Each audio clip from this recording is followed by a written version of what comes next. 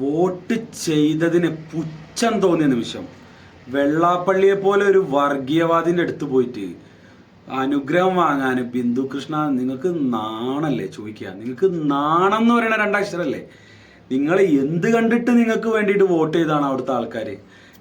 മന്ത്രിസ്ഥാനം തന്നത് UDF, എന്നിട്ട് പോയി നിൽക്കായി. നിങ്ങൾ എന്താ ഇതിനെ കൊണ്ട് ഉദ്ദേശിച്ചത്? നിങ്ങൾ എന്ത് സന്ദേശമാണ് ഇതിനെ കൊണ്ട് ഉദ്ദേശിച്ചതെന്നൊന്ന് പറഞ്ഞുതരുമോ? എടോ, നമ്മളെ ഐക്യമില്ലാതെയാക്കുന്ന ആളുകളെ ഒരു രീതിയിൽ സപ്പോർട്ട് ചെയ്ത് ഇന്ന് നാളെ ബിന്ദു പണിക്കർ പറഞ്ഞാലും നിങ്ങളെ സപ്പോർട്ട് ചെയ്യൂല. നിങ്ങൾ എന്തെങ്കിലും ഇതുപോലത്തെ കാര്യം പറഞ്ഞു കഴിഞ്ഞിട്ട് നിങ്ങളെ സപ്പോർട്ട് ചെയ്യും. നിങ്ങൾ ഉടനടി ഈ സ്റ്റേറ്റ്മെന്റിന് ഒരു മാപ്പ് പറയണം. നിങ്ങൾ വന്നിട്ട് നിങ്ങളെ പേജിലൂടെ നിങ്ങൾ വന്നിട്ട് പറയണം, ഞാൻ വെള്ളാപ്പള്ളിയെ പോയി കണ്ടത് തെറ്റായിപ്പോയി, അത് ഭയങ്കര മോശമായിപ്പോയി തന്നെ പറയണം. കാരണം നമ്മളെ നാടിന്റെ ഐക്യം നഷ്ടപ്പെടുത്താൻ വേണ്ടി തുനിഞ്ഞിറങ്ങിയ വൃത്തികെട്ട ചിന്താഗതി, വായോണ്ട് വിഷം തുപ്പുന്ന വൃത്തികെട്ട ഒരു ജന്മങ്ങളായിട്ടുള്ള ആൾക്കാരെ മുമ്പ് പോയിട്ട് കുനിഞ്ഞിങ്ങനെ അനുഗ്രഹം വാങ്ങാൻ നാണം വേണ്ടേ? കുറച്ചെങ്കിലും നാണമുണ്ടെങ്കിൽ പേജിലൂടെ വന്ന് പറ, അബദ്ധം പറ്റിപ്പോയി എന്ന് പറ.